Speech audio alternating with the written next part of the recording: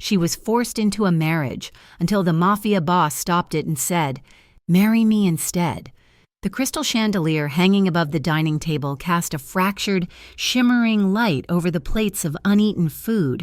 It was a cold light, devoid of warmth, much like the atmosphere in the Monroe dining room. Emily Monroe sat with her spine pressed against the high back of her velvet chair, her hands folded so tightly in her lap that her knuckles had turned white. At 23 years old, she had learned that silence was often the only shield she had in this house. But tonight, the silence felt heavy. It felt calm before devastation. Her father, Richard Monroe, stood at the head of the table. He held a champagne flute aloft, his hand trembling ever so slightly. The tremor was small, barely imperceptible to anyone who did not know him. But Emily knew him. She saw the sweat beading at his temple despite the cool air conditioning. She saw the way his eyes darted toward the man sitting across from Emily, seeking approval like a dog waiting for a command. Across the table sat Alexander Voss. Alexander did not look at her father. He looked at Emily. His gaze was a physical weight, heavy and suffocating. He was a handsome man in a clinical, sharp-edged way, with hair slicked back perfectly and a suit that cost more than most families earned in a year. But his eyes were devoid of light. They were flat, gray surfaces that reflected nothing. Richard cleared his throat, the sound distinct and jarring in the quiet room. "I have an announcement to make," Richard said, his voice straining for a joviality that did not exist. Emily's stomach turned. She looked at her mother, but the older woman was staring resolutely at the floral centerpiece, refusing to meet her daughter's eyes. That was the first sign of danger. Her mother only studied the flowers when she was terrified. "We have come to an agreement," Richard continued, gesturing grandly with his glass. "A union that will strengthen our family and secure our future. It is my distinct honor to announce the engagement of my daughter, Emily, to Mr. Alexander Voss." The air left the room. Emily felt the blood drain from her face, leaving her cold and dizzy. She stared at her father, waiting for the punchline, waiting for him to laugh and say it was a business merger, not a marriage. But Richard simply downed his champagne in one nervous gulp. Alexander stood up. He moved with the predatory grace of a shark in deep water. He walked around the long table, his footsteps silent on the plush rug, until he stood beside her chair. Emily could smell him. Expensive cologne, starch, and something metallic. He reached into his jacket pocket and produced a velvet box. "Give me your hand." "Emily," Alexander said. It was not a request. She froze. Her limbs felt like lead. She wanted to scream, to flip the table, to run out the front door and never look back. But years of conditioning, years of being the perfect daughter, held her in place. Slowly, mechanically, she lifted her left hand. Alexander slid the ring onto her finger. It was enormous, a diamond that should have been beautiful. But on her hand, it felt like a shackle. It was heavy, cold. "Welcome to the family," he whispered, his lips brushing her ear. Emily pulled back, her skin crawling. She looked at her father again, finding her voice. "Father," she said, the word barely a whisper. "I do not understand. We will discuss it later," Richard said sharply, finally looking at her with a mix of pity and desperation. "Smile. Emily, this is a celebration." The rest of the dinner passed in a blur of nausea and polite terror.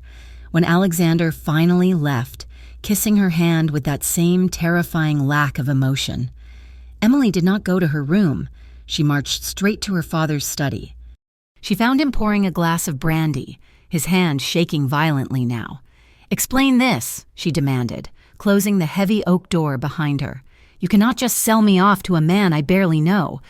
Alexander Voss he is terrifying. Father, there are rumors about him. People say he hurts women. Rumors are just gossip," Richard snapped, though he did not turn to face her. "He's a powerful businessman. He can provide for you." "I can provide for myself," Emily argued, stepping closer. "I have my degree. I have plans. I do not want to be a trophy wife to a man who looks at me like I am a piece of property. You have no choice," Richard yelled, spinning around. The glass in his hand splashed amber liquid onto the carpet. The outburst silenced her. Her father was a weak man, but he was rarely a loud one. His face was pale, his eyes wide with genuine fear. "It is not just about a merger." "Emily," he said, his voice dropping to a ragged whisper. He sank into his leather chair, looking suddenly old and frail. "I made mistakes, bad investments. I borrowed money to cover the losses, thinking I could turn it around. I was wrong." "Who did you borrow from?" Emily asked, though dread was already pooling in her stomach. "The Voss family," Richard admitted, covering his face with his hands. "Not the bank. The family. I owe them $5 million. Emily, they were going to take everything, the house, the assets. They were going to hurt us." Emily stared at him, the room spinning. $5 million. It was an insurmountable sum. Alexander offered a solution. Richard whispered, "He said he has been watching you. He said he wanted a wife of high standing. If you marry him, the debt is forgiven. You save us. Emily, you save this family." He was not asking her to marry for status. He was asking her to pay. "And if I refuse?" she asked, her voice trembling. Richard looked up, his eyes filled with tears. "Then we are dead." The realization settled over her like a shroud. She was not a bride. She was collateral. The next day, the walls of the manor felt like they were closing in on her. Every servant who looked at her seemed to know she had been sold. Her mother was busy planning an engagement party for that very evening, fluttering about with lists of guests and flowers, seemingly oblivious to the fact that she was decorating a funeral. Emily could not breathe. Late in the afternoon, she grabbed her purse and car keys, ignoring the protests of the housekeeper. She needed air. She needed to be somewhere where nobody knew her name, where she was not Emily Monroe, the currency in a business deal. She drove without direction for an hour, the city landscape changing from the manicured lawns of the suburbs to the gritty, gray concrete of the industrial district. She ended up in a part of the city she usually avoided, a neighborhood known for shadows and secrets. She parked her car and walked until she found a place that looked open. It was a bar called the Obsidian. The exterior was unassuming, just a black door with a small gold sign. But when she stepped inside, the atmosphere shifted. It was an upscale establishment hidden in the rough, a sanctuary for those who had money but did not want the attention of the high society limelight. The lighting was dim, amber hues casting long shadows against dark mahogany walls. Jazz played softly from a speaker system that sounded like a live band. The air smelled of expensive cigars and aged whiskey. Emily sat at the far end of the bar, away from the few other patrons. She ordered a gin and tonic, her hands still shaking. "Rough day?" The voice was deep, smooth, and carried a texture like velvet dragged over gravel. Emily turned. Sitting 2 stools away was a man. He was watching her, his body angled slightly in her direction. He was devastatingly handsome, with sharp cheekbones and a jawline that looked as if it had been carved from granite. His hair was dark, styled with a casual precision, and his suit was black, tailored to fit broad shoulders and a lean, powerful frame. But it was his eyes that caught her. They were dark, intelligent, and watchful. They were not cold like Alexander's eyes. They were burning with a quiet intensity. "You could say that," Emily replied, turning back to her drink. She took a long sip, the alcohol burning her throat in a way that felt grounding. "I usually do not see people wearing diamonds that size in this part of town," the man said. He gestured vaguely to her left hand, where Alexander's ring caught the dim light. "It looks heavy." Emily looked down at the ring. She hated it. "It is," she murmured. "Heavier than you can imagine." The man picked up his glass, a tumbler of dark amber liquid, neat. He took a slow sip, his eyes never leaving her profile. "A ring like that usually means a celebration, but you look like you are sitting at a wake." Emily let out a short, bitter laugh. "Is the difference always so obvious? In my line of work, reading people is a survival skill," he said. He slid 1 seat closer, his movement fluid and controlled. "I am Vincent." Emily hesitated. She should not give her name. She should drink her gin and leave. But there was something about him, a magnetic pull that made the air between them feel charged. "Emily," she said, Pleasure. Emily. Vincent rested his forearms on the bar. He did not crowd her, yet his presence was encompassing. So, who is the lucky man who managed to make his fiancée look this miserable? Emily traced the rim of her glass. It is complicated. It is an arrangement. Ah, Vincent said, a knowing look crossing his face. Old money, mergers and acquisitions, love as a business transaction, something like that, she said. His name is Alexander Voss. The change in the air was instantaneous. Vincent did not move. He did not flinch, but the temperature around him seemed to drop 10 degrees. The playful curiosity in his eyes vanished, replaced by a hard, lethal sharpness. His jaw tightened, a muscle feathering in his cheek. Voss, Vincent repeated. The name sounded like a curse on his tongue. Do you know him?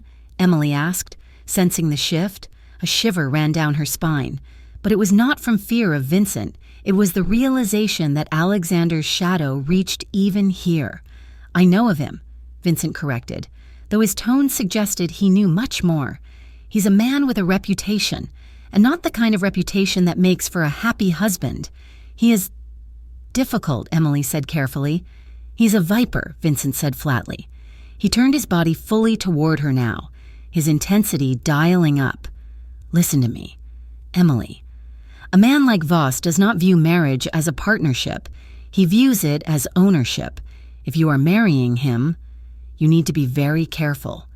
Emily felt tears prick at the corners of her eyes. The kindness, the warning, the raw honesty from a stranger. It almost broke her composure.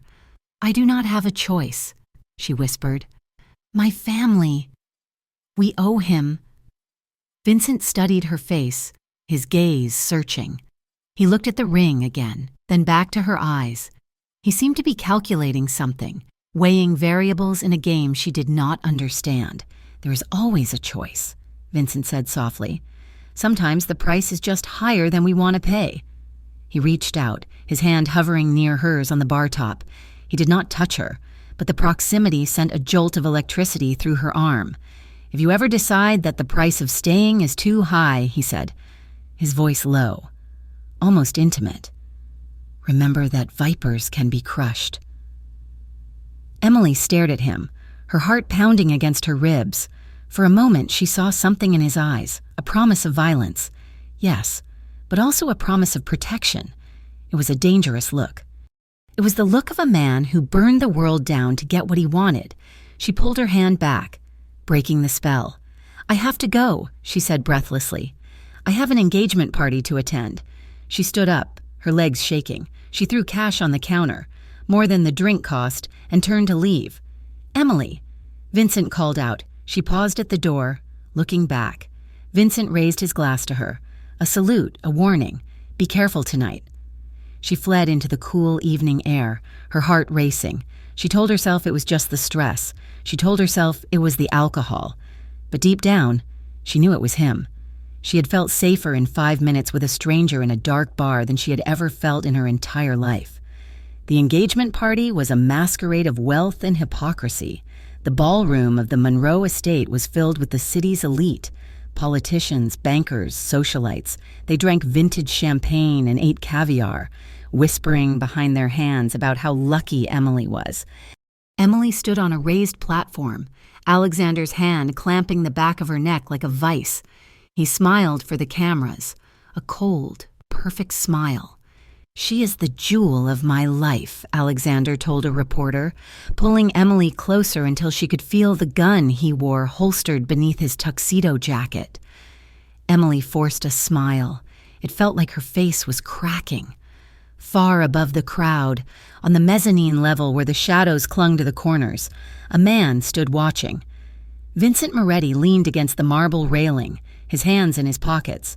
He had bypassed security with a single phone call and a nod from the head of the detail, a man who knew better than to stop a Moretti. Vincent watched the way Voss held her. He saw the tension in Emily's shoulders. He saw the terror behind her smile that no one else seemed to notice. He remembered the way she had looked in the bar, fragile but defiant. He remembered the spark in her eyes when she challenged him. Voss was going to break her. He would crush that spark until there was nothing left but an obedient doll. Vincent felt a dark, familiar rage coil in his gut. He had spent years building his empire, keeping his emotions locked behind walls of discipline and violence. He did not save strays. He did not get involved in civilians' messes. But as he watched Alexander Voss whisper something into Emily's ear that made her flinch, Vincent made a decision. He took out his phone and typed a message to his second-in-command. Find out everything about the debt Richard Monroe owes to the Voss family, and get a team ready. He put the phone away and looked down at Emily one last time. Not her, he murmured to the empty air. You do not get to keep her. Vincent turned and walked away, his footsteps silent, disappearing into the night like a ghost who had just found a reason to haunt the living. The weeks that followed the engagement party were not filled with the joy of a bride-to-be, but with the rigorous, suffocating discipline of a soldier preparing for a war she had already lost.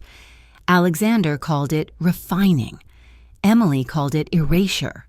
Every aspect of her life was now under his direct supervision. Her schedule was dictated by his assistant, a severe woman who looked at Emily with disdain. Her mornings began at 5 o'clock with a personal trainer Alexander had hired, a man who did not speak, only pointed and counted. Her diet was restricted to leafy greens, lean proteins, and measured portions that left a hollow ache in the center of her stomach. We need you perfect for the cameras, darling, Alexander had said over a dinner where he ate steak and she picked at a salad without dressing. Image is currency, and right now, you are my most valuable asset. He did not say it with affection. He said it with the possessiveness of a collector smoothing a wrinkle out of a rare painting. He began choosing her clothes, discarding her soft cardigans and floral dresses in favor of structured, sharp-edged designer pieces in black, navy, and slate gray. He wanted her to look like him, cold, expensive, and untouchable. The pressure was physical, a weight pressing down on her chest that made it hard to draw a full breath. But the worst part was the isolation. Her phone was monitored, her outings were chaperoned. She was a prisoner in the open air, paraded around the city as a symbol of the Voss Empire's growing power. The breaking point came 3 weeks into the engagement. Emily stood on a podium in an exclusive bridal boutique in the fashion district. The walls were lined with mirrors, reflecting her pale, exhausted face from every angle. The dressmaker, a frantic woman with pins in her mouth, was tightening the laces of a corset that already felt like it was crushing Emily's ribs. Tighter, her mother. Eleanor commanded from the velvet sofa. She was sipping champagne, critical eyes scanning Emily's silhouette. There was still a bit of a slouch in her posture. Alexander wants regal, not relaxed. Mother, I cannot breathe, Emily gasped, her hands gripping the silk skirts. The room was too warm. The smell of lavender perfume and fabric starch was cloying. Nonsense, Eleanor snapped. Beauty is pain. Emily, you are marrying one of the most powerful men in the city. You will look the part. The dressmaker pulled the laces again. The world tilted. Black spots danced in Emily's vision, swarming like gnats.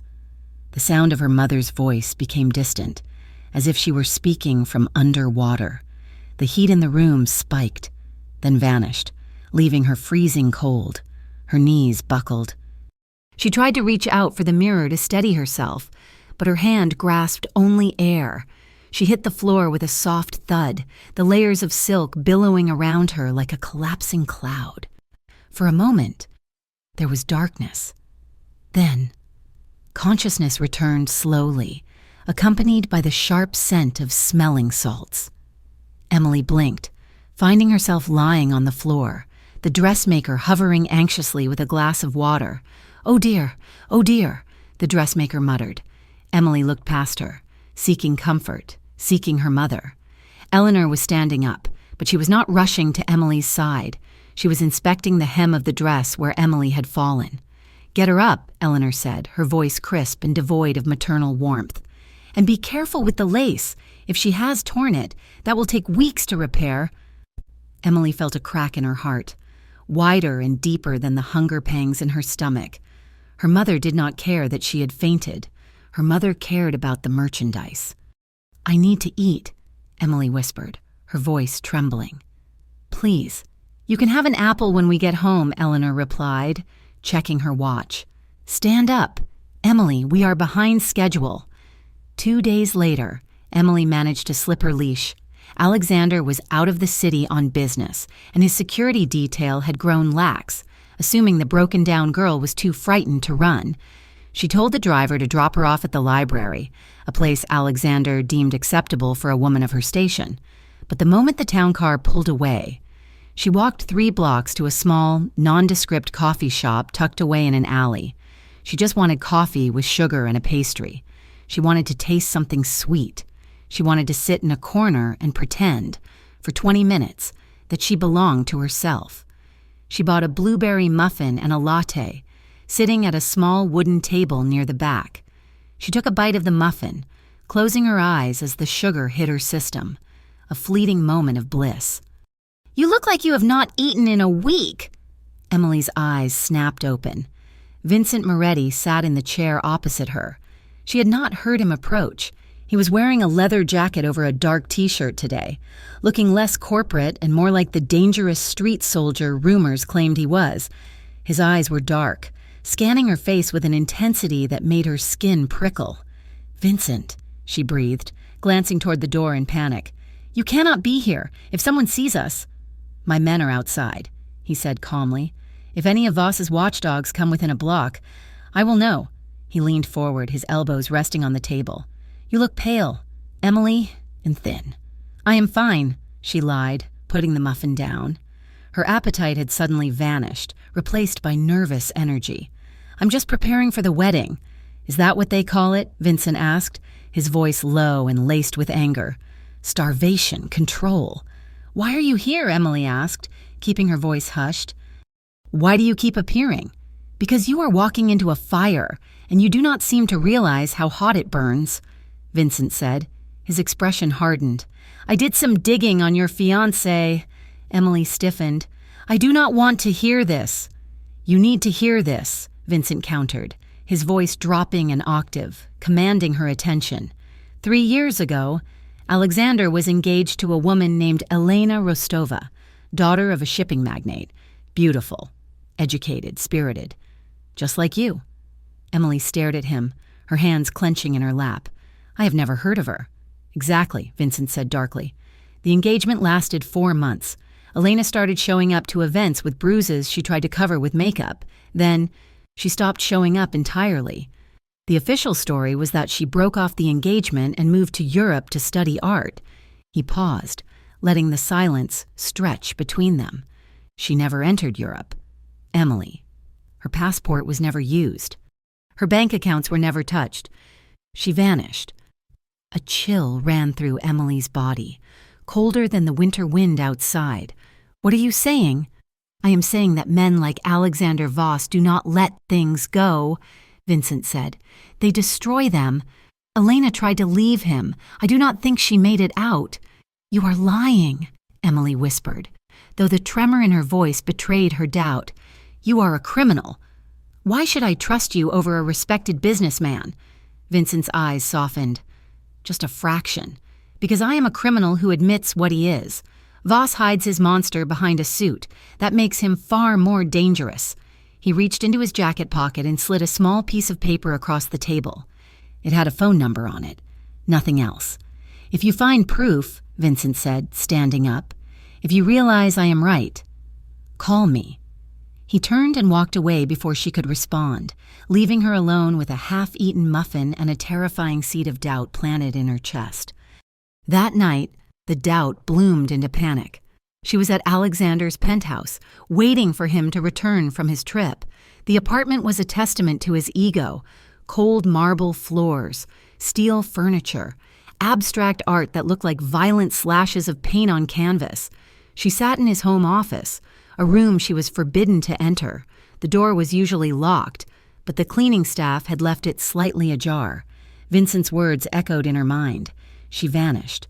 Emily stood up, her heart hammering against her ribs like a trapped bird. She shouldn't, if he caught her. But she had to know. She slipped into the office, closing the door softly behind her. The room smelled of leather and expensive scotch. She went behind the massive mahogany desk. The drawers were locked. She looked around frantically. Alexander was meticulous, but he was also arrogant. He believed no one would dare challenge him. She checked the underside of the desktop, her fingers brushing against a small, taped key. Her breath hitched. She peeled the key off and inserted it into the bottom drawer. It clicked open. Emily pulled the drawer out, her hands shaking so badly the wood rattled. Inside, there was no neatly filed paperwork. First, she saw the gun. It was a sleek, silver pistol. Loaded, beside it lay a silencer. It was not a weapon for self-defense. It was a weapon for silence. Next to the gun was a thick manila envelope. Emily opened it, and photos spilled out onto the desk. She gasped, clapping a hand over her mouth to stifle a scream. They were photos of her. Emily walked her dog 3 months ago. Emily at the grocery store. Emily is sleeping in her bedroom at her parents' house, taken through the window with a long-range lens. He'd been watching her long before the debt was called in. This was not a business arrangement. This was an obsession. She shoved the photos back, her heart racing so fast she felt dizzy. Under the envelope was a small orange prescription bottle. The label bore her name, Emily Monroe. She picked it up. The date on the bottle was from yesterday. The contents were heavy sedatives. She'd never been prescribed these. "To keep me compliant," she whispered to the empty room, horror washing over her. He was planning to drug her, to turn her into a doll that couldn't fight back, couldn't run, couldn't think. She shoved everything back into the drawer, locking it with trembling fingers and retaping the key. She backed out of the room, feeling unclean, feeling hunted. Vincent was right. Oh God, Vincent was right. 2 days later, the charity ball was held at the city's grandest hotel. Emily wore a gown of midnight blue velvet, chosen by Alexander. It was beautiful, but the neckline was high, the sleeves long, covering her up, hiding her away even as he displayed her. Alexander held her arm firmly as they navigated the ballroom. He accepted congratulations with a shark-like grin, his grip on her tightening every time she tried to pull away slightly. "You are trembling, my dear," he murmured, his voice low and menacing. "Stop it. You look guilty." "I'm just cold," Emily lied, staring straight ahead. "Go warm up then," he said, releasing her abruptly near the bar. "I have business to discuss with the senator. Do not wander far." The moment his back was turned, Emily bolted. She did not go to the ladies' room. She found the service elevator and pressed the button for the roof.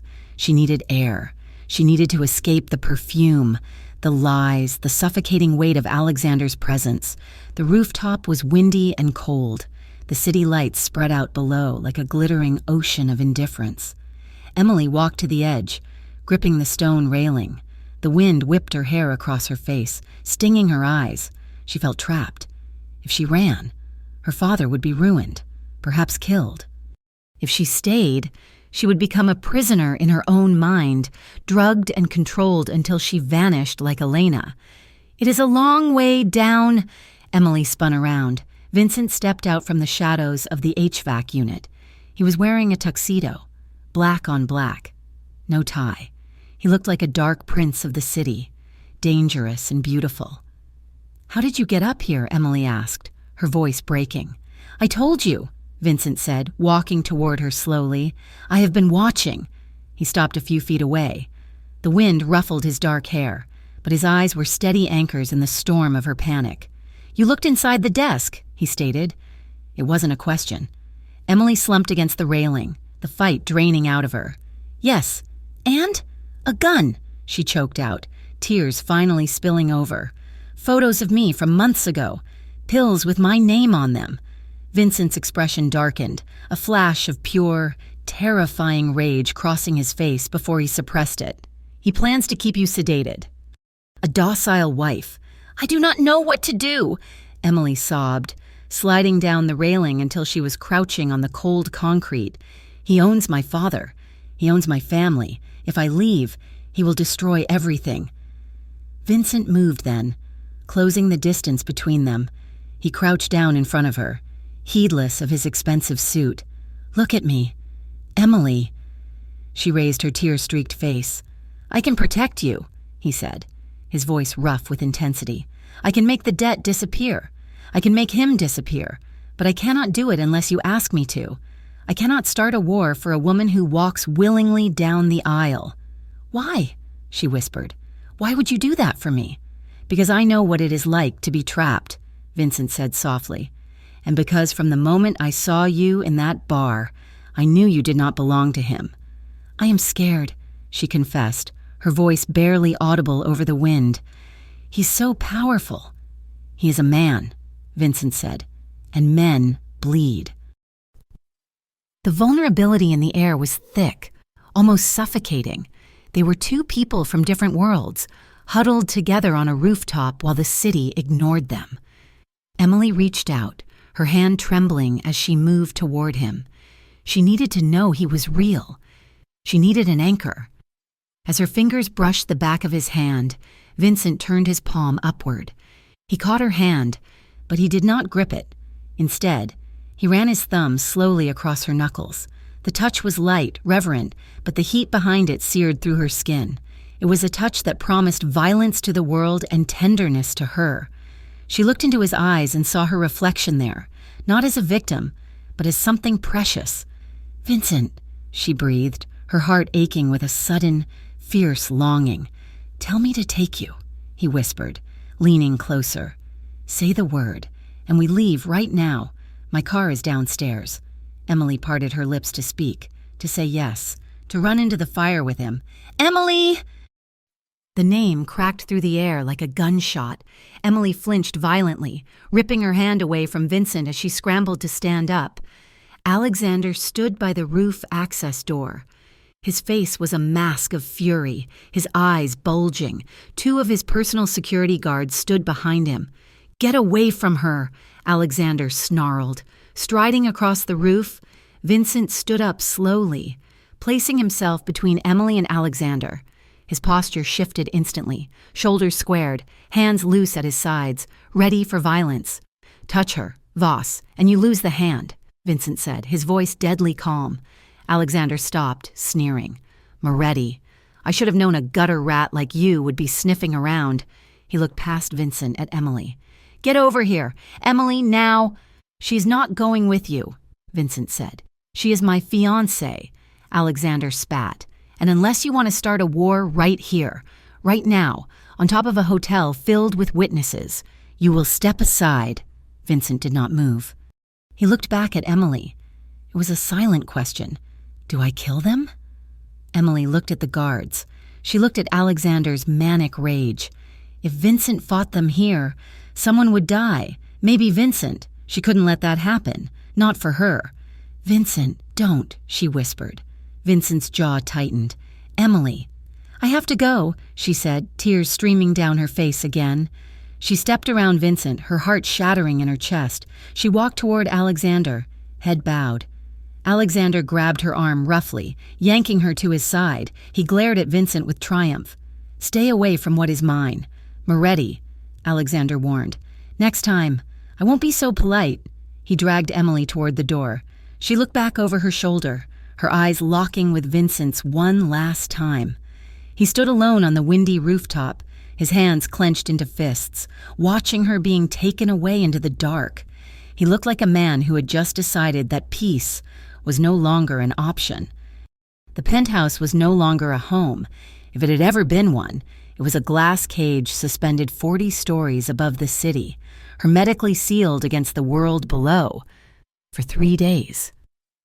Emily Monroe had not felt the wind on her face or heard a voice that wasn't employed by Alexander Voss. "For your safety," Alexander had said, his voice smooth and terrifyingly calm as he locked the private elevator access code. "Until you learn that running away is not only foolish, but dangerous. There are wolves out there. Emily, I am the only one who can keep them at bay." He had taken her phone, her laptop, and her keys.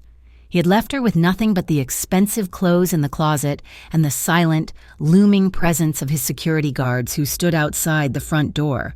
But Alexander had made one mistake. He was arrogant. He assumed that because he had confiscated her personal phone, she was cut off. He did not know about the burner phone Vincent had slipped into her palm during the chaotic moment on the rooftop, just seconds before Alexander had dragged her away.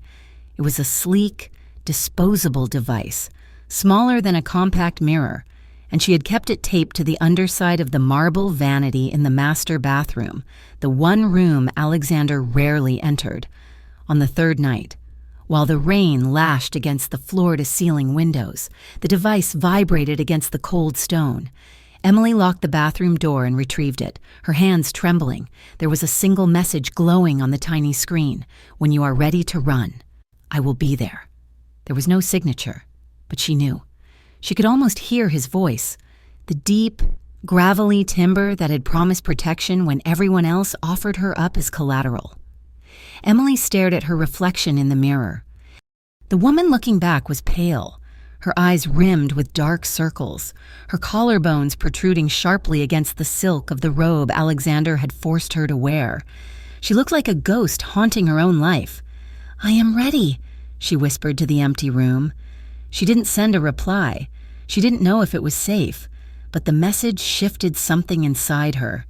It was an anchor in the storm. She spent the next hour sitting on the bathroom floor, a notepad balanced on her knees. If she left, she might never come back. If she left, Alexander would unleash his wrath on her family. But if she stayed, she would cease to exist. She would become Elena Rostova, a memory, a rumor, a tragedy. She wrote 2 letters. The first was to her younger sister, Chloe. "Do not let father sell you too," she wrote, the ink blotting with her tears. "Be smarter than I was. Run before they put a price tag on you." The second was to her mother. It was shorter, colder. "You watched me drowning and told me to smile because the water was expensive. I hope the debt was worth your daughter." She left the letters on the pillow of the bed she had been forced to share with Alexander's scent, though thankfully he had been sleeping in the guest wing to punish her with isolation. The storm outside was intensifying. Thunder rattled the heavy glass panes, and lightning fractured the sky in jagged bursts of white. It was perfect. The noise would cover her movements. The chaos was her cover. Emily dressed in the darkest clothes she could find, black leggings and a cashmere sweater. She didn't put on shoes. The click of heels on the marble floors would alert the guards. She had to be silent. She moved to the service entrance in the kitchen. It was used by the catering staff and cleaners, usually locked from the outside. But earlier that day, she had jammed a small silver spoon into the latch mechanism while the maid was distracted. It was a desperate, flimsy hope, but it was all she had. She pressed the handle. It gave way with a soft click. Emily slipped into the service corridor.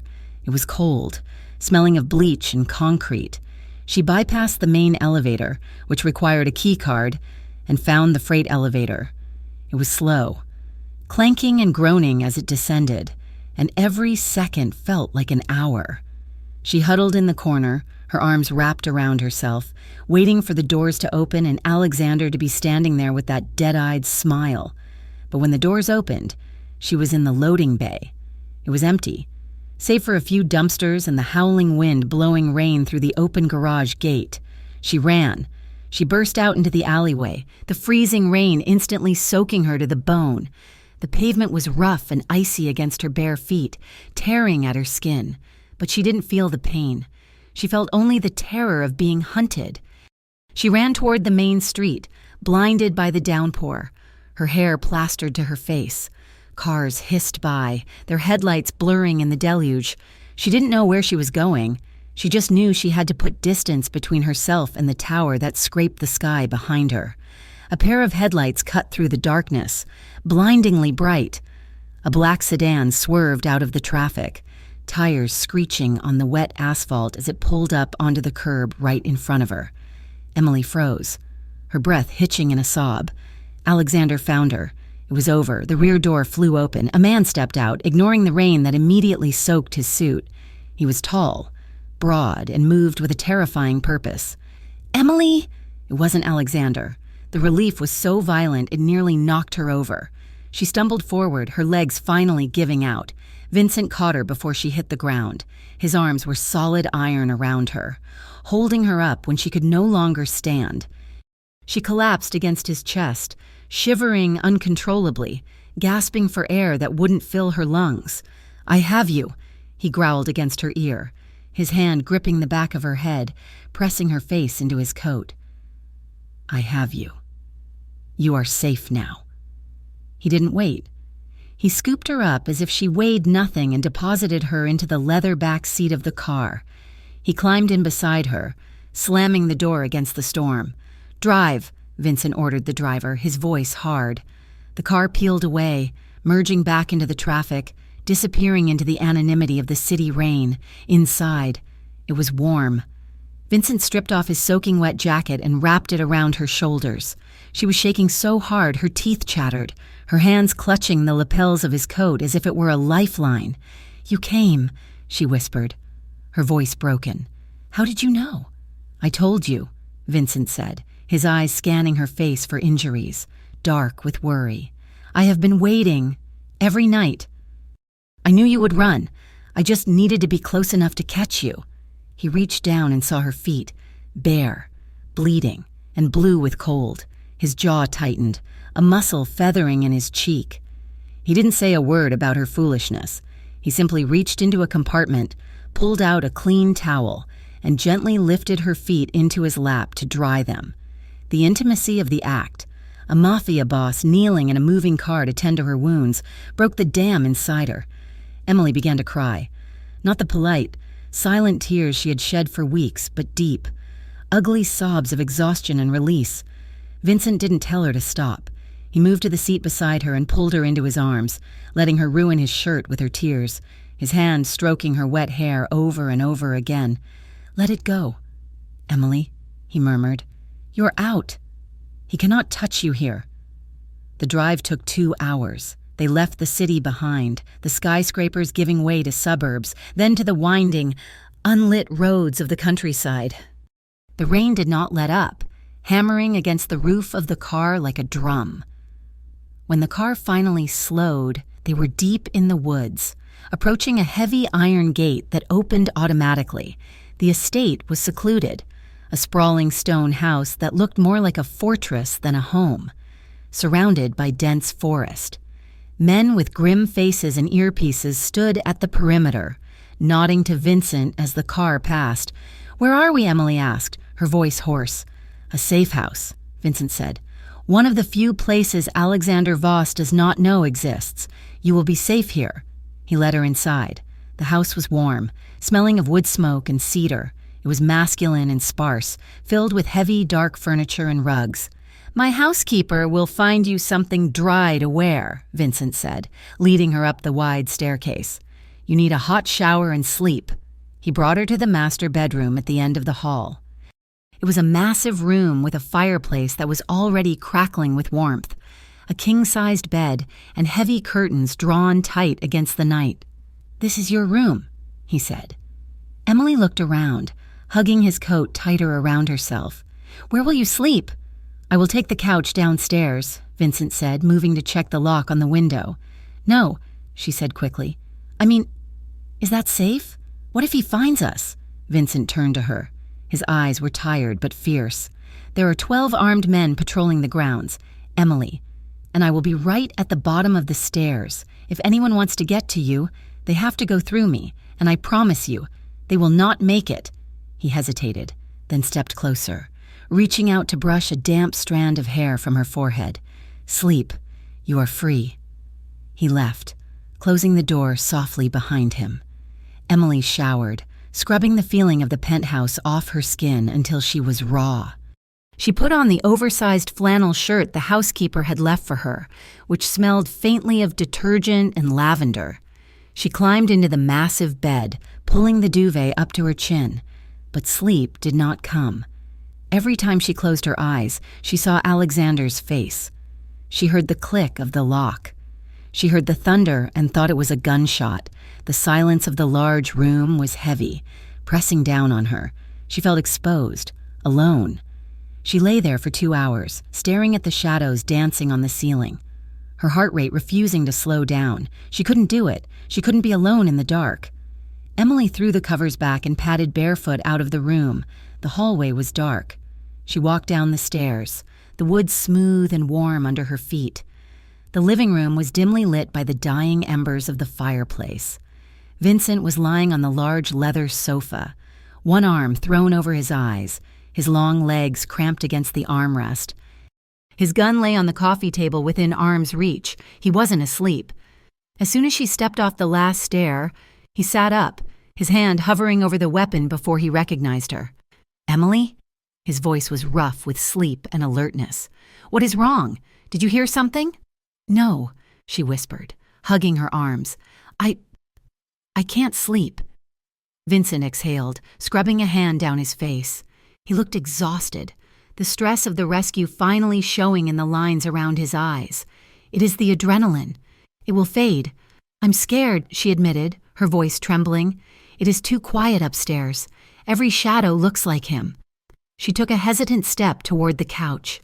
"Can I just lie here for a while?" she asked. "I don't want to be alone." Vincent went still. He looked at her, standing there in the oversized shirt, her hair damp and wild, her eyes wide with trauma. He looked at the narrow space on the couch, then back at her. "Emily," he warned, his voice low. "I am a man, not a saint.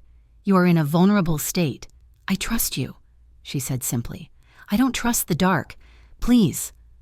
He stared at her for a long moment, a war fighting behind his eyes. Then, with a resigned sigh, he shifted, moving to the very edge of the sectional sofa to make room against the back cushions. "Come here," he said quietly. Emily moved quickly, climbing onto the sofa. She lay down on the inside, curling her legs up, her back pressed against the leather cushions. Vincent lay back down on the edge, keeping a distinct distance between them. "Try to sleep," he murmured, closing his eyes. For a long time, there was only the sound of the rain and the crackle of the fire, but the tension in the room was thick enough to choke on. Emily could feel the heat radiating from his body, a solid, reassuring presence just inches away. She shifted, trying to get comfortable, but the fear was still a cold knot in her stomach. She needed to feel that he was real. She needed to know the barrier between her and the world was solid. She rolled over. They were face to face now, separated by mere inches of darkness. Vincent's eyes were open, watching her. They were dark pools, unreadable and intense. "Better?" he asked softly. "A little," she whispered. She shifted again, and her movement brought her closer. Her breath, warm and soft, brushed against the hollow of his throat. Vincent flinched, his jaw clenched tight, the muscles jumping under the skin. His hand, which had been resting on his stomach, curled into a fist. He was a man holding back a landslide. "Vincent?" she whispered, sensing the shift in him. "Go to sleep, Emily," he rasped, his voice strained, sounding like gravel grinding together.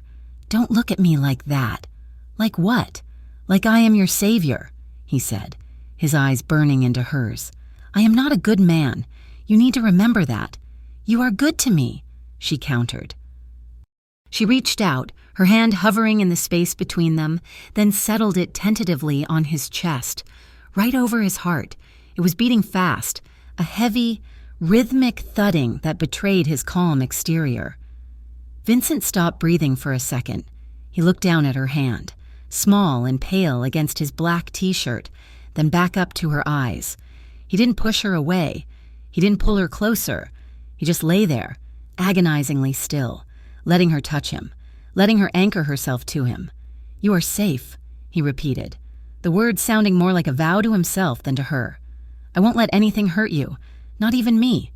Emily closed her eyes, her hand rising and falling with his breath. For the first time in weeks, the cold in her bones began to thaw. She fell asleep to the sound of his heartbeat, unaware of the man lying awake in the dark, watching over her as if she were the only holy thing left in a godless world. Time at the estate did not pass in hours or minutes. It passed in the slow, rhythmic healing of wounds that could not be seen. The world outside, the debts, the threats, the suffocating expectations of Emily's family, felt like a nightmare from a previous life. Here, hidden deep within the embrace of the forest, the air was clean, and the silence was not heavy. It was peaceful. For the first few days, Emily mostly slept. Her body, finally released from the adrenaline of survival mode, crashed hard. Vincent did not disturb her. He left trays of food outside her door, warm soups, fresh bread, fruit, and retreated, letting her learn the shape of safety on her own terms. But by the fourth day, the restlessness set in. Emily was not a woman who could sit idle while a storm gathered on the horizon. She found Vincent in the backyard, near the edge of the woods, firing a handgun at a target pinned to an old oak tree. The sound was deafening, cracking through the morning mist. Emily flinched with each shot, but she did not turn away. She watched the way his back muscles shifted under his shirt, the absolute stillness of his body before he pulled the trigger, and the controlled exhale that followed. He knew she was there. He didn't turn around, but he lowered the weapon, engaging the safety with a practiced click. "You are up early," Vincent said, his voice rough with the morning chill. "I cannot sleep anymore," Emily said, wrapping her cardigan tighter around herself. She walked across the damp grass until she was standing a few feet away. She looked at the target. 3 shots, all clustered in the center, destroying the bullseye. "I want you to teach me." Vincent turned then, his dark brows pulling together. "Teach you what?" "To do that," she said, nodding at the gun. "To not be helpless. Alexander treated me like a doll. My father treated me like currency. I am tired of being something that things happen to. I want to be the one who decides." Vincent studied her face for a long moment. He was looking for fear, for hesitation. He found neither. "It is not a toy, Emily," he said seriously. "Once you pick it up, you change. You acknowledge that violence is an option." "Violence is already in my life, Vincent," she countered softly. "I just want to be on the other end of it for once." He stared at her, then gave a sharp, decisive nod. "Okay." He didn't hand her the gun immediately. He spent the first hour teaching her how to stand. He moved around her, his voice low and instructive. "Widen your stance. You are too stiff," he said. "If you are stiff, the recoil will knock you off balance. You have to be rooted, like a tree." He stepped in close, his chest brushing her back. Emily's breath hitched. He reached around her, his large hands settling on her hips to adjust her angle. The touch was clinical, purely instructional, yet the heat of his palms seeped through her clothes, branding her. "Here," he murmured, his mouth close to her ear. "Center of gravity low. Lean into it slightly." He placed the weapon in her hand. It was heavier than she expected, cold steel that warmed quickly against her skin. He covered her hands with his, guiding her grip. "Do not close your eyes," he instructed. "Look at what you are hitting. Take a breath. Hold it. Squeeze. Do not pull." Emily fired. The recoil jerked her arms up, the sound shocking her system. The bullet went wide, burying itself in the dirt. "Again," Vincent said, his voice steady against her shoulder. They spent hours there. By noon, her arms ached and her ears rang. But she had hit the paper target. Vincent didn't praise her excessively, he simply nodded, a look of quiet respect in his eyes that meant more than any applause. "You are a quick learner," he said as they walked back to the house. "I have a good teacher," she replied. "I hope you never have to use it," Vincent said, his tone darkening. "But if you do, hesitate and you die. That is the only rule." The training became their routine. Mornings were for shooting. Afternoons were for situational awareness. Vincent taught her how to enter a room, how to check for exits, how to spot a tail in a reflection.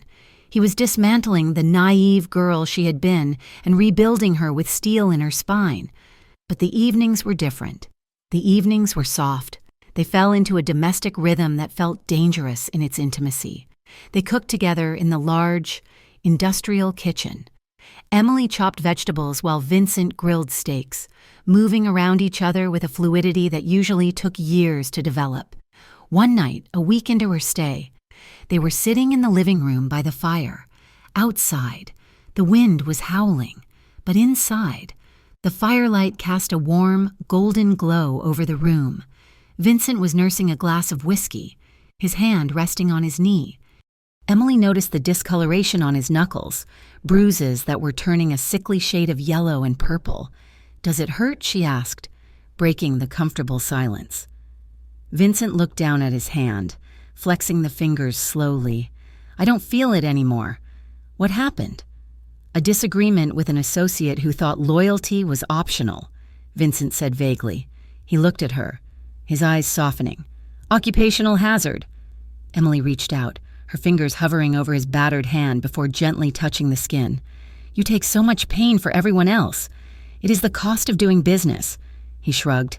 Then, his gaze dropped to her legs, curled under her on the sofa, specifically to the thin white scar running down her left shin, visible where her pajama pants had ridden up.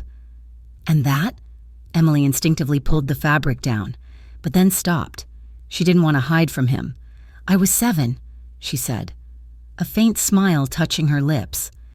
"I was trying to climb the trellis to the second-floor balcony. I wanted to see if I could see the ocean from the roof." "Did you make it?" Vincent asked, a smirk playing on his lips. "No." The trellis snapped. "I fell 10 feet into the rose bushes." She laughed softly. "My mother was furious, not because I was hurt, but because I ruined the roses. She told the doctor to stitch it quickly so we could get back to the garden party." Vincent's smile faded. A shadow passed over his face, that same protective rage she had seen on the rooftop. "She should have held you," Vincent said, his voice low and fierce. "She should have been scared she lost you." "That is not who the Monroes are," Emily said quietly. "Appearance first, affection if there is time." "I would have caught you," Vincent said. The words hung in the air, heavy and absolute. Emily looked at him, her heart squeezing in her chest. "I know. I never had anyone to catch me," Vincent admitted, staring into the fire. "My brother? He was the soft one, the good one. I was the shield. When he died, I realized that shields don't get to be soft. They just get hit." "You are not just a shield, Vincent," Emily whispered. "You are a man. You are allowed to hurt." Vincent looked at her then, and the raw vulnerability in his eyes took her breath away. It was the look of a man who had spent a lifetime walking through fire, finally seeing a glimpse of water. The next morning, the air in the house had shifted. The tension that had been simmering between them, the stolen glances, the accidental touches, felt like it was reaching a boiling point. Emily woke up early. The sun was just cresting over the tree line, flooding the kitchen with pale, winter light. She showered and, feeling a sudden burst of boldness, put on the white silk robe she had found in the guest wardrobe. It was elegant, flowing like water over her skin, tying at the waist but leaving the curve of her neck exposed. She walked into the kitchen barefoot, the stone floor cool against her skin. She started the coffee machine, the scent of brewing Arabica filling the air. She was humming softly, a melody she hadn't thought of in years, feeling a sense of lightness she hadn't realized she was capable of. She didn't hear him come in. She turned to get a mug from the cupboard and froze. Vincent was standing in the doorway. He was dressed in dark jeans and a gray t-shirt that stretched tight across his chest. He had stopped dead in his tracks, his hand still resting on the doorframe. He was staring at her. His gaze started at her bare feet, traveled up the drape of the white silk, and landed on her face. His expression was not the guarded mask he usually wore. I was stunned. Hunger, raw and undisguised, darkened his eyes, turning the irises to black obsidian. "Good morning," Emily said, her voice breathless. Vincent didn't answer. He pushed off the doorframe and walked toward her. He moved differently today, not like a soldier, but like a man drawn by a force he couldn't resist. He stopped inches from her. The counter was pressing into Emily's lower back, trapping her, but she had no desire to escape. "Emily," he said, his voice a rough whisper that vibrated in her chest. He reached out, his hand trembling slightly. He brushed a lock of damp hair away from her shoulder, his fingers trailing fire down the sensitive skin of her neck. "You have no idea," he murmured, shaking his head slightly as if in disbelief. "You have no idea what you do to me." "Tell me," she challenged softly, her heart hammering a frantic rhythm against her ribs. "I walk into this room," Vincent said, stepping closer until their bodies were almost touching. "And I see you standing there in the sunlight, and I forget that there is a war outside. I forget that I am a killer. All I can think about is how much I want to keep you here. Forever." Emily let out a shaky breath.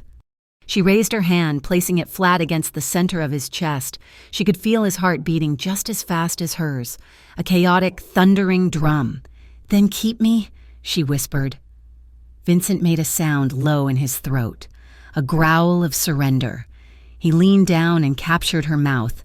The kiss was not tentative. It was deep, slow, and devastating. It tasted of coffee and longing. It was the collision of two souls who had been orbiting each other in the dark, finally crashing together. Vincent's mouth was hot and firm, moving against hers with a desperate hunger that made her knees weak.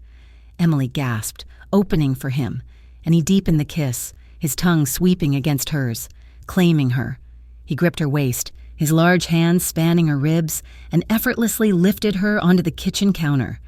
Emily wrapped her legs around him, pulling him closer, needing to eliminate every inch of space between them. He moved between her knees, pressing flesh against her. He broke the kiss to bury his face in the crook of her neck, inhaling her scent. "Emily." He groaned against her skin. "God, Emily." He kissed the sensitive spot below her ear, his hands moving up to cup her face, his thumbs tracing her cheekbones as if she were made of fragile glass. He looked at her, his eyes searching hers, asking a silent question, offering her everything he had. He leaned in again, kissing her with more urgency, his hips pressing against hers, and then, suddenly, panic flared in Emily's chest. It wasn't him. It was the feeling of being overwhelmed, of losing control. The ghost of Alexander's possession, of being owned, flashed through her mind. She stiffened. She pulled back sharply, her hands pushing against his shoulders. "Wait!" she gasped. Vincent stopped instantly. He didn't try to persuade her.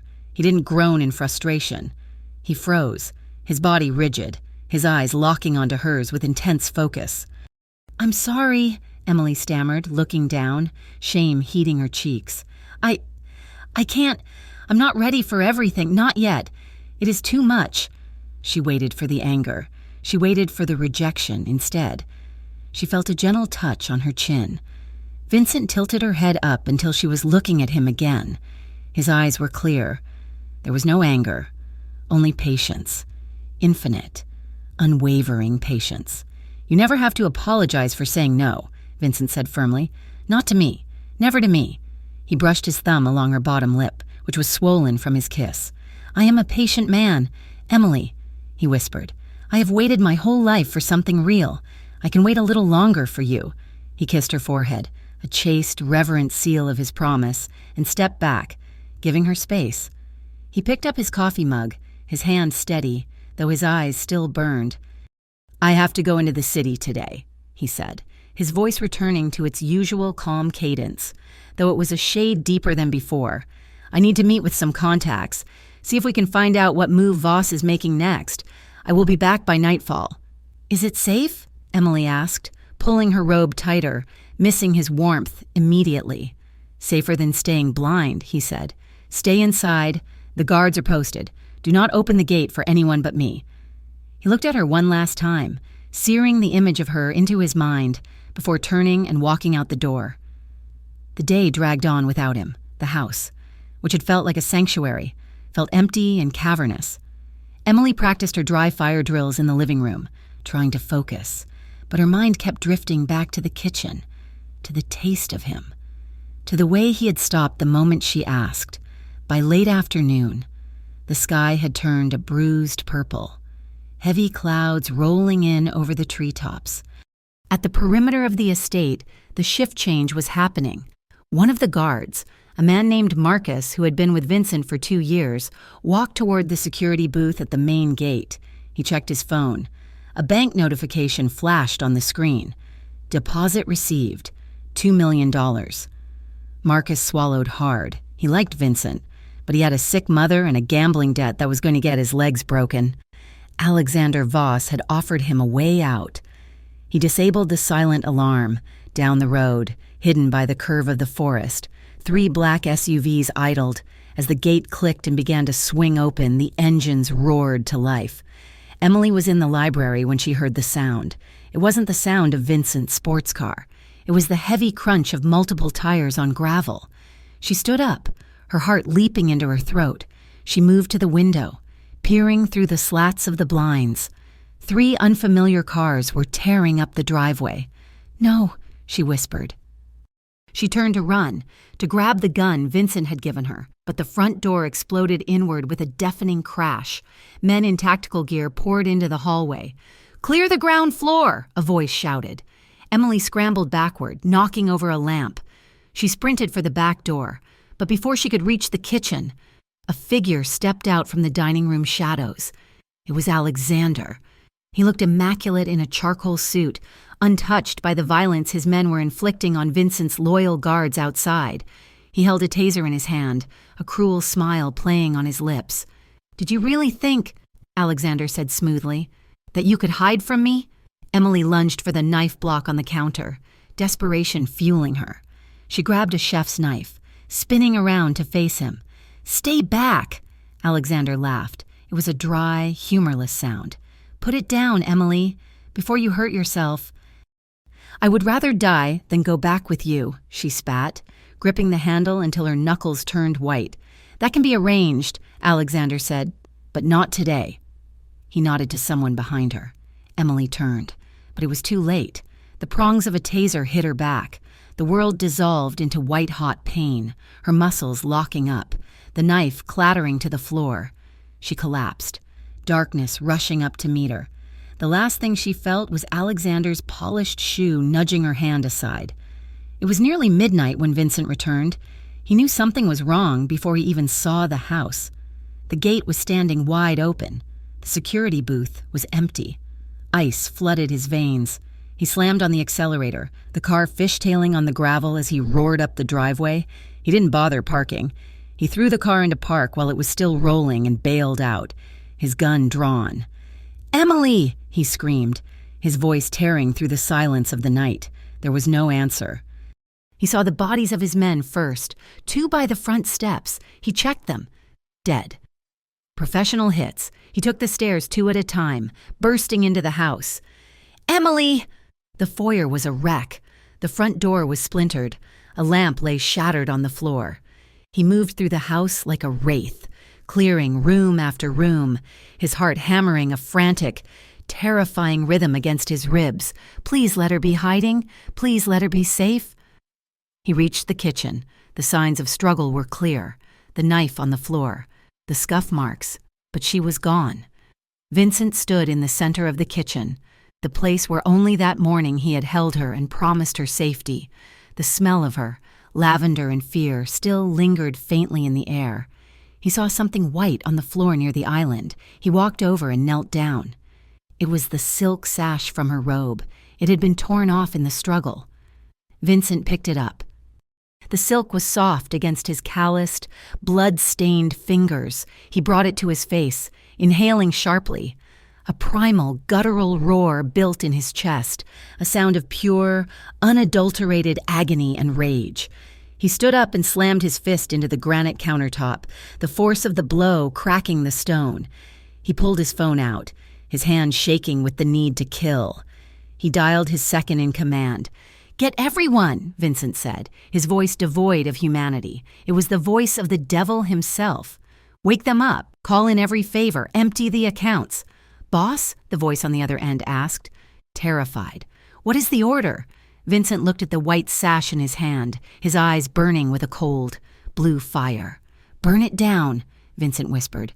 "We are going to burn the whole city down until I find her." He hung up and walked out into the night, the sash tied around his wrist like a favor for a war that had just begun. The room they held her in was not a bedroom. It was a vault wrapped in velvet. The Voss family compound sat on the edge of the cliffs, a fortress of gray stone and iron gates that overlooked the churning ocean. Inside, the air was stale, recycled through vents that hummed with a low, oppressive drone. Emily sat on the edge of the 4-poster bed, her hands resting limply in her lap. She had stopped crying hours ago. Tears required hope, and she had none left. The wedding, originally scheduled for a month from now, had been moved. It It was happening tomorrow morning at dawn. Alexander had decided that waiting was a liability. He wanted the contract signed, the vows spoken, and the property secured before anyone could breathe a word of dissent. The door clicked. The sound was heavy, the slide of a deadbolt that cost more than most people's homes. Alexander entered. He was dressed in a silk robe, a tumbler of scotch in his hand. He looked relaxed, victorious. He did not look like a man who had kidnapped a woman from a safe house. He looked like a man who had simply retrieved a wayward pet. "You are not sleeping," Alexander observed, taking a sip of his drink. "You need your rest. Emily, you want to look beautiful for our guests." Emily did not look up. She stared at a pattern in the Persian rug, a twisting vine that looked like a snake strangling a flower. "I will not say the vows," she whispered, her voice raspy from disuse. "I will scream at the altar. I will tell everyone what you are." Alexander chuckled, a low sound that scraped against her nerves. "No, you won't, because if you do, your father goes to prison for embezzlement, and your sister—" Well, accidents happen to young girls in the city all the time. He walked over to the small desk in the corner and picked up a manila envelope. "Besides," Alexander said, his voice dropping to a mockingly sympathetic tone, "there is no one left to save you." Emily's head snapped up. "What do you mean?" Alexander sighed, feigning regret. He tossed the envelope onto the bed next to her. "Your knight in shining armor." He tried to follow the transport van. It was messy. Emily's heart stopped. Her hands shook as she reached for the envelope. She didn't want to open it, but she couldn't stop herself. She slid the photograph out. It was a grainy image, taken in low light. It showed a car, Vincent's sleek black sports car, twisted around a telephone pole. Flames licking up the sides, and in the foreground, lying on the wet asphalt, was a man. He was face down, but the build was right, the dark hair was right, and the blood. There was so much blood. "He survived the crash long enough for my men to finish the job." Alexander lied smoothly. "He is dead. Emily. Burned to ash." The world went silent. The hum of the vents faded. The sound of the ocean outside vanished. All that remained was a high-pitched ringing in her ears and a hollow, crushing weight in her chest. Vincent, the man who had looked at her scars and called her strong. The man who had stopped when she asked him to stop. The man who had slept on the edge of a couch just to be near her in the dark. Dead. Because of her. "No," she whimpered, the sound breaking in her throat. "No, he isn't." "He is," Alexander said, leaning down to grip her chin, forcing her to look at him. "And now, it is just you and me, forever. So accept it, Emily. The rebellion is over." He let go of her face and walked to the door. "Get some sleep. The makeup team arrives at 4:00. The lock clicked shut again. Emily curled onto her side, clutching the photo to her chest. She didn't scream. She didn't throw things. She simply broke. The fire that Vincent had ignited in her flickered and died, leaving only cold gray ash, 5 miles away, in the basement of an abandoned textile factory. Vincent Moretti was very much alive. He was sitting on a metal crate, his shirt stripped off, while a field medic stitched a jagged gash across his ribs. He had not been in the car that crashed. That had been a decoy, driven by one of his lieutenants who had bailed out seconds before impact. But the firefight that followed had been real. Vincent hissed through his teeth as the needle pierced his skin. But he didn't tell the medic to stop. He stared at the map spread out on the table in front of him, his eyes burning with a terrifying intensity. "We have confirmed the location," Dante, his new second-in-command, said, pointing to the blueprint of the Voss compound. "They moved the ceremony to the private chapel on the grounds. It is a fortress. Vincent, high walls, armed security, only one road in." "We do not need the road," Vincent growled. He stood up, ignoring the medic's protest as he pulled a fresh black tactical shirt over his bandaged torso. "And we are not going for stealth." "The chapel is filled with civilians," Dante warned. "The families, the press. If we go heavy, it will be a massacre." "No civilians get hurt," Vincent ordered, buckling his holster. He checked the magazine of his handgun, the metallic click echoing in the concrete room. But anyone wearing a Voss security pin, they do not walk out. He looked at the men gathered in the room. There were 20 of them, loyal soldiers who had been with him since the beginning. They looked tired, battered, and ready to die for him. He told her I was dead, Vincent said, his voice low but carrying to every corner of the room. He thinks he has broken her. He thinks he has won. He picked up a heavy assault rifle from the table and slung it over his shoulder. We're going to show Alexander Voss that ghosts do not stay buried, Vincent said. We leave in 10 minutes. Burn the gate. The dawn was gray and weeping. A light drizzle fell over the Voss estate, turning the stone chapel into a grim monolith against the cliffs. Inside, the air smelled of lilies and dread. The pews were filled with the city's elite, a sea of black suits and designer dresses, hushed whispers circulating about the suddenness of the ceremony. Emily stood in the vestibule. She wore a dress that cost $50,000. It was a masterpiece of lace and silk, fitted to perfection, with a long train that pooled around her like spilt milk. But to Emily, it was a shroud. Her father stood beside her. Richard Monroe looked pale, sweating in the cool air. He reached out to take her arm. "Emily," he whispered nervously. "Please, just get through this, for the family." Emily turned her head slowly to look at him. Her eyes were dull, void of light. "I do not have a family," she said, her voice dead. "I was sold by a stranger." Richard flinched, but the organ music swelled, signaling their cue. The doors opened. Emily walked. 1 step, 2 steps. She didn't look at the guests. She didn't look at the flowers. She looked straight ahead at the altar, where Alexander stood waiting. He looked triumphant, his chest puffed out, a smug smile plastered on his face as he watched his prize approach. Every step was a physical effort. Her body felt heavy, leaden. She imagined Vincent's body on the wet asphalt, cold and alone, and a sob threatened to climb up her throat. She swallowed it down. She would not give Alexander the satisfaction of her tears. Not today. She reached the altar. Alexander stepped forward, taking her cold hand in his. His grip was tight, possessive. "You look breathtaking," he whispered. A threat disguised as a compliment. The priest, an elderly man who looked as terrified of Alexander as everyone else, cleared his throat. "We are gathered here today," he began, his voice shaking slightly, "to join this man and this woman in holy matrimony." Emily stared at the priest's shoes. "Just breathe," she told herself. "Just survive. If there is anyone here," the priest continued, rushing through the words, "who has just cause why these two may not be joined together, speak now or forever hold your peace." It was a formality.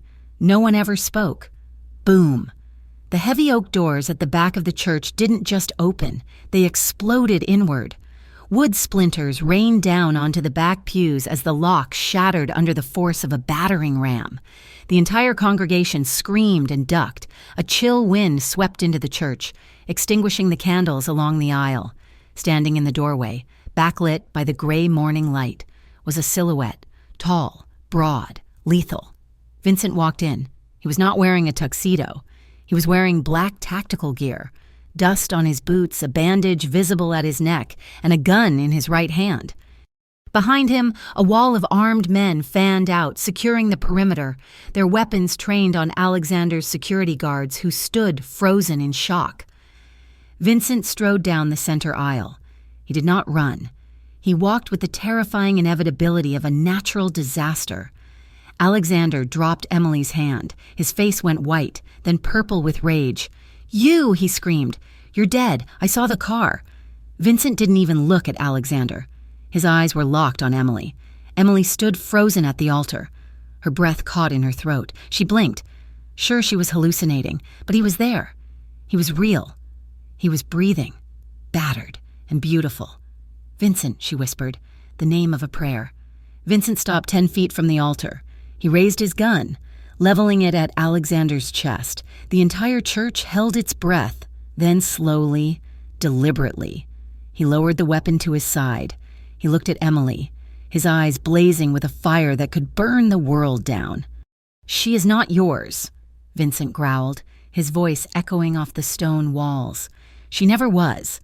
He took another step closer, ignoring the gasps of the crowd. "Marry me instead?" The silence that followed was absolute. It was broken by Alexander's shriek of fury. "Kill him!" Alexander shouted to his guards. "Kill them all!" Chaos erupted. Alexander's guards reached for their weapons, but Vincent's men were faster. A spray of warning shots shattered the stained glass windows above the altar, raining colored glass down like confetti. "Nobody moves!" Dante roared from the back, his team effectively neutralizing the room without a massacre. Emily didn't wait. She didn't care about the guns. She didn't care about the danger. She picked up her heavy skirts and ran. She practically threw herself off the altar steps, colliding with Vincent with enough force to knock the wind out of him. He dropped his gun to the floor, clattering loudly on the stone, and caught her.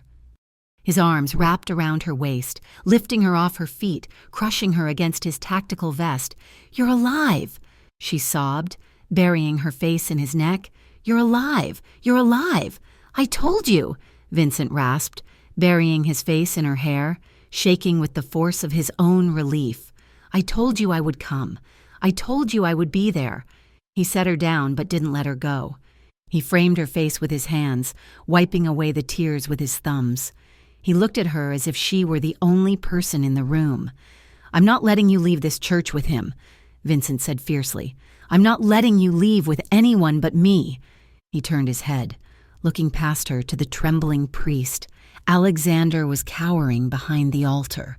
Realizing his men were outgunned and outmaneuvered, Vincent looked at the priest. His expression was hard, commanding, but his eyes were pleading. "Can you do it now?" Vincent asked. The priest blinked, clutching his Bible to his chest. Do what?" "Marry us," Vincent said. "Right now." "This is highly irregular," the priest stammered. There are procedures. The license. Vincent reached down and picked up his gun. He didn't point at the priest, he just held it at his side, a heavy reminder of the reality they were in.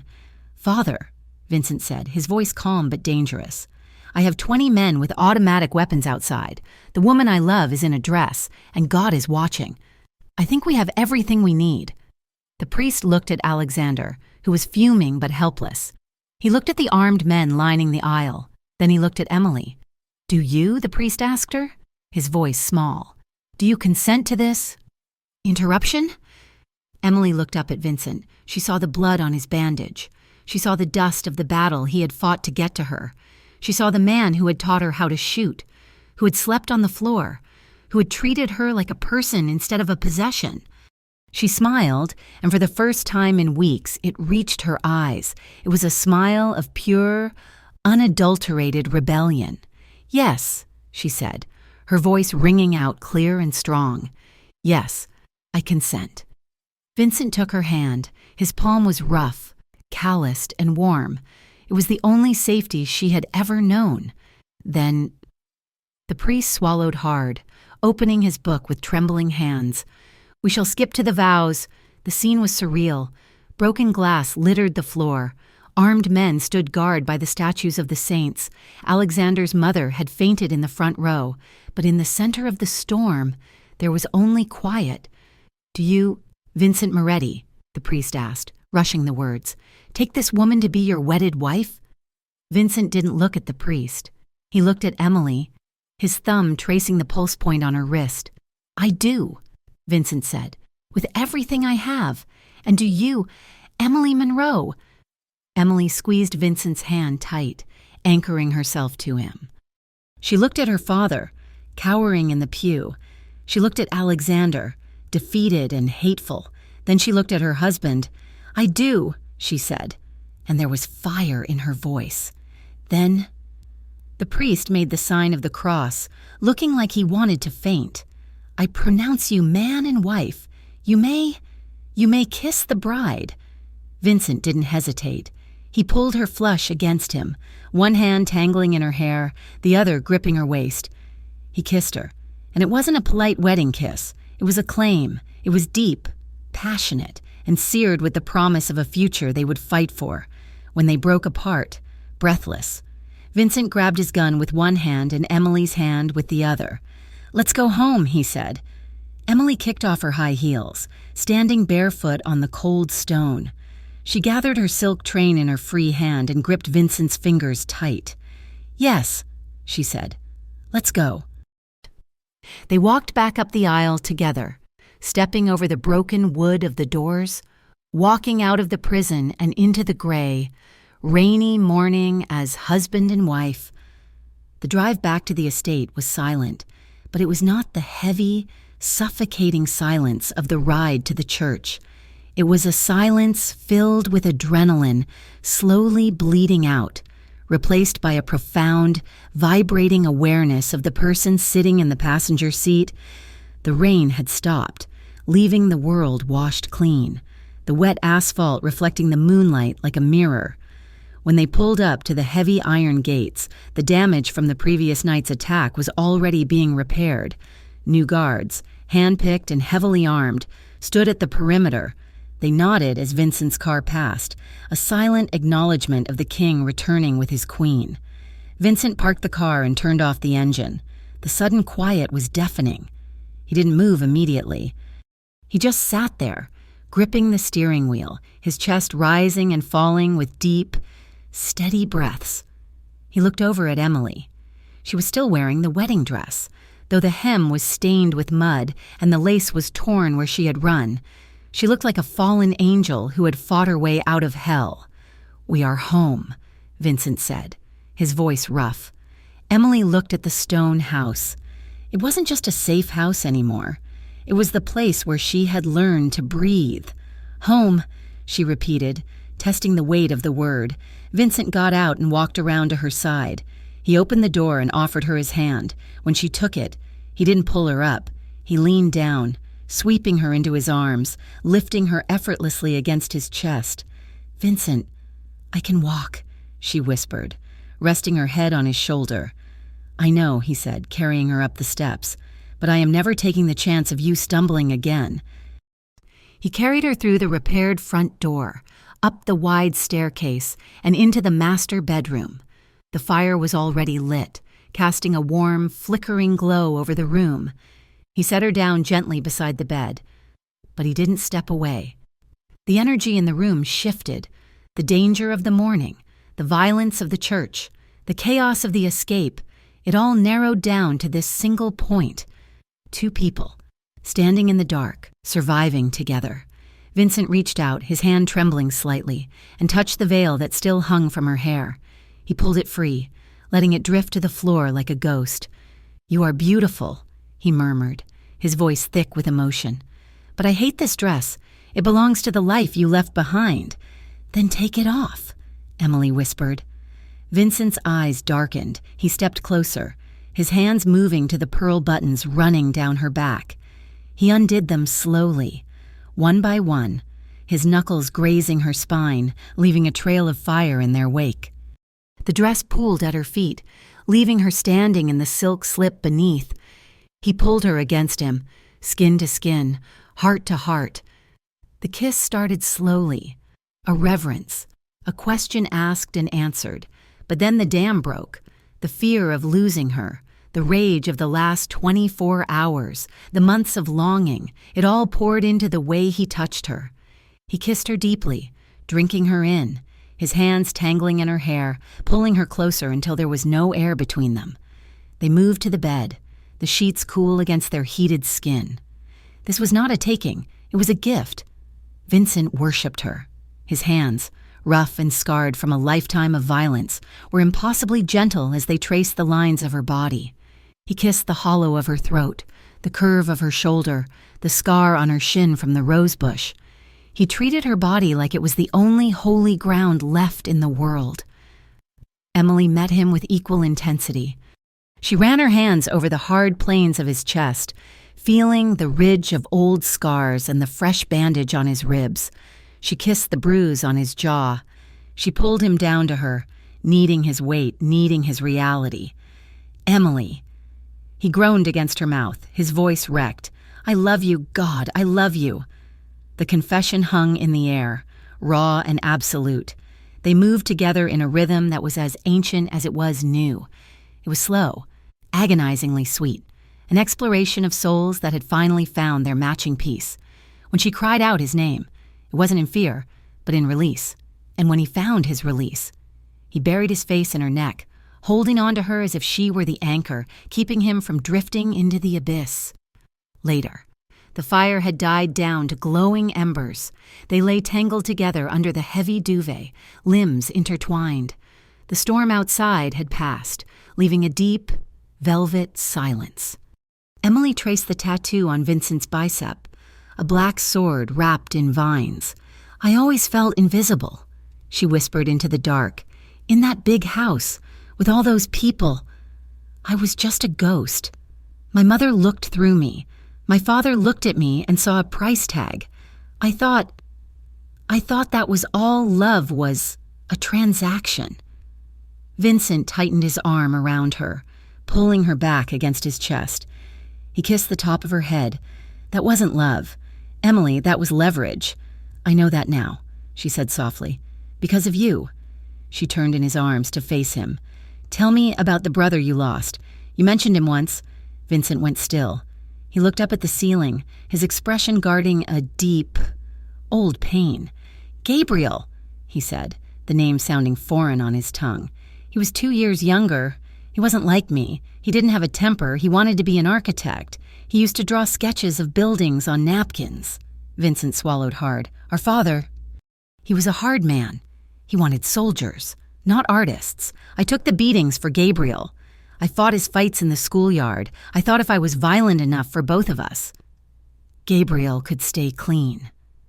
"What happened?" Emily asked gently, her hand resting on his heart. "A rival family," Vincent said, his voice devoid of inflection, which was more terrifying than anger. "They wanted to send a message to my father. They didn't come for me.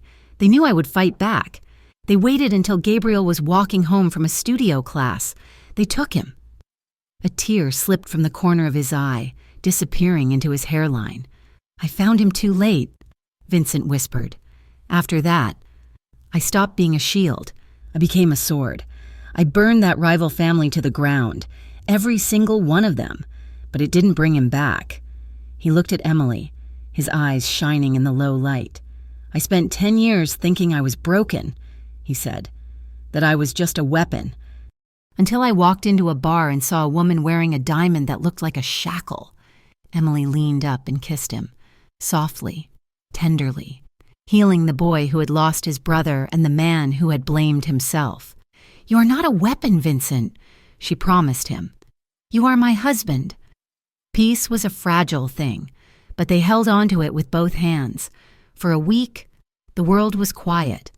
The police were investigating the church incident, but with Vincent's connections and the sheer chaos of the event, no charges had yet. They stayed at the estate, living in a bubble of domesticity. They cooked. They walked in the woods. They learned how to be a married couple without the threat of death hanging over breakfast. But Alexander Voss was not a man who accepted defeat. He was a narcissist who had been humiliated in front of the entire city. His empire was crumbling. Investors were pulling out.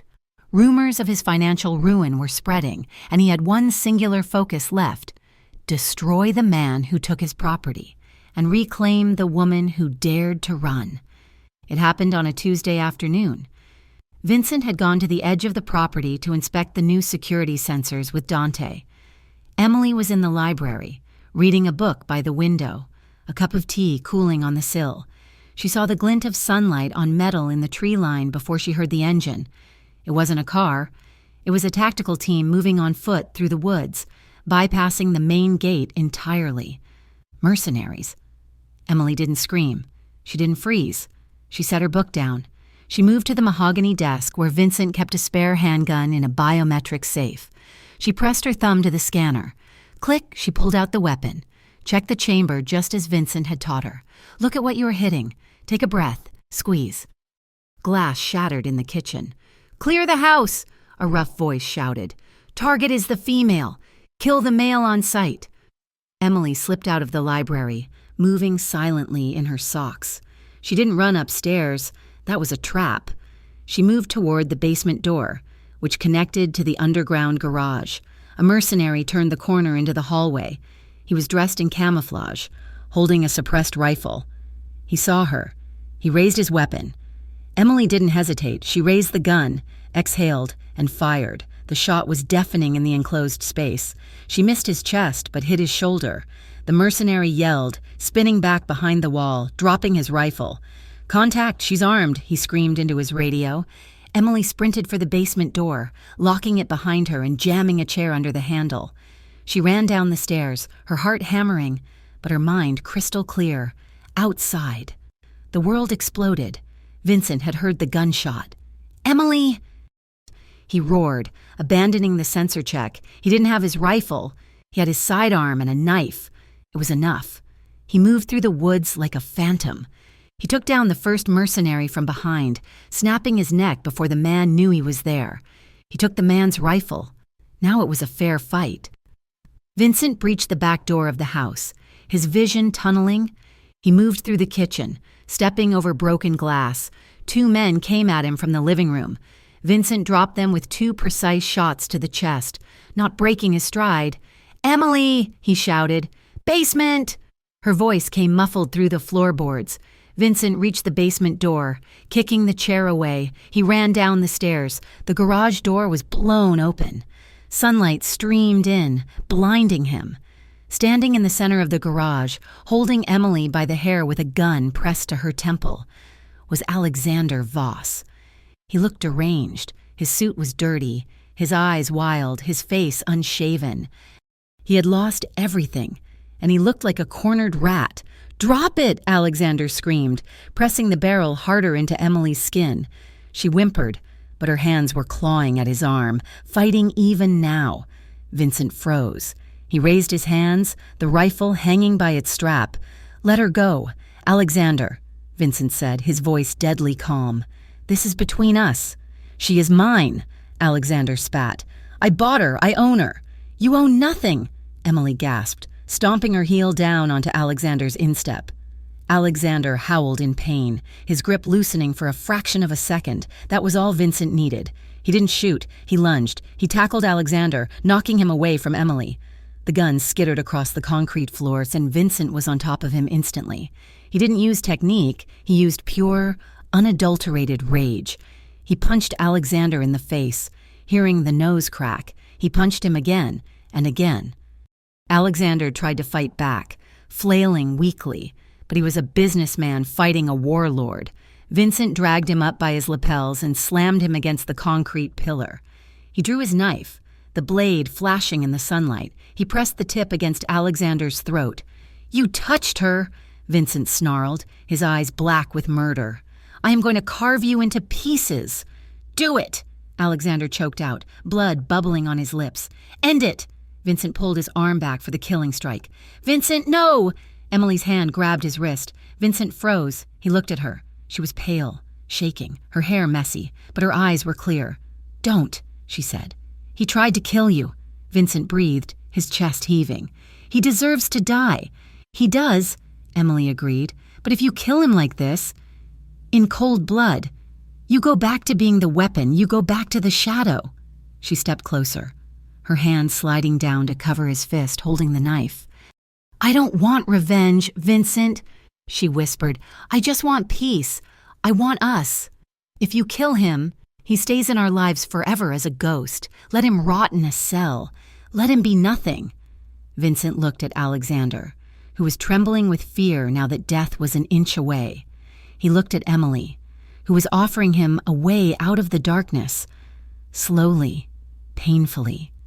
Vincent lowered the knife. He leaned in close to Alexander's ear. "You live because she allows it," Vincent whispered. "But if you ever speak her name again, there is no hole deep enough on this earth to hide you."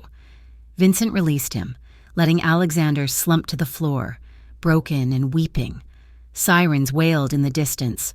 "My men called them," Vincent said, holstering his knife. "Tip-off about an armed assault and kidnapping." 10 minutes later, the police swarmed the estate. They found Alexander Voss in the garage, battered and defeated. They found the weapons, the mercenaries, and the evidence of the attack. As they cuffed Alexander, dragging him toward the squad car, he looked back one last time. Emily stood in the driveway, wrapped in Vincent's coat. She didn't look away. She watched him go, her face impassive. He was no longer a monster. He was just a sad, broken man who had tried to buy a soul and failed. 3 months later, the summer air was thick with the scent of jasmine and grilling meat. The patio of the estate was filled with laughter. It was a small gathering, just Dante, a few of Vincent's most trusted lieutenants, and, miraculously, Emily's sister, Chloe. Emily had driven into the city herself to pick her up, defying her parents' orders. Chloe sat at the table, laughing at a joke Dante had made, looking freer than she had in years. Vincent stood at the grill, flipping steaks. He looked different. The tension that used to carry in his shoulders was gone. He laughed more. He smiled easily. Emily walked out onto the porch, carrying a bowl of salad. She stopped, watching him. He sensed her, as he always did. He turned, his eyes lighting up the moment they landed on her. "Hungry?" he asked. "Starving," she smiled. The dinner lasted late into the night. Stories were told, wine was poured, and for the first time in Emily's life, a dinner table felt like a place of nourishment rather than judgment. As the guests began to leave, drifting away into the guest house or driving down the long lane, the silence returned to the estate, but it was a warm silence. Emily sat on the porch swing, her legs tucked under her, watching the fireflies dance in the tall grass. The screen door creaked. Vincent stepped out, holding 2 glasses of wine. He handed one to her and sat down beside her, his arm naturally finding its way around her shoulders. "It was a good night," he said. "It was perfect," Emily agreed, leaning her head on his chest. They sat there for a long time, watching the stars wheel overhead. "I was thinking," Emily said softly, "about that night in the bar, when you sat down next to me." "I remember," Vincent said. "You looked like you wanted to burn the world down but didn't have a match." Emily laughed softly. "I didn't." "You gave me the match." She turned her face up to his, tracing the line of his jaw. "Thank you," she whispered. "For what?" "For choosing me," she said. "You could have walked away. You could have left me on that rooftop. You could have stayed dead. But you chose me, over and over again." Vincent shook his head slowly. He took her hand, bringing it to his lips, kissing the ring finger where a simple gold band had replaced the diamond shackle. "No, Emily," he said, his voice rough with sincerity. "I didn't choose you like picking a flower. I fought for you. That is not the same as choosing." He looked deep into her eyes, the starlight reflecting in his dark gaze. "Choosing is a whim," he whispered. "Fighting, that is a vow. And I will fight for you every single day until the stars go dark." Emily smiled, tears stinging her eyes. "And I will fight for you. I know," he said. He leaned down, and she rose to meet him. They kissed under the vast, open sky, a mafia boss and a runaway bride, 2 survivors who had found peace in the middle of a war and created a love that was dangerous, beautiful, and entirely their own. Thank you so much for listening to this story. It has been a journey taking Emily and Vincent from that cold dining room to the warmth of this final porch scene. I hope you enjoyed the twists, the tension, and the romance. I would love to know, where are you listening from right now? Are you in a busy city like Emily? Or somewhere quiet like the estate? Let me know in the comments below. If you enjoyed this story and want to hear more emotional, intense tales of love and danger, please subscribe to Mafia Romance Stories and hit that notification bell so you never miss a chapter. Share your thoughts on the ending. Did Emily make the right choice by sparing Alexander? I read every comment and love hearing your perspective. Until next time.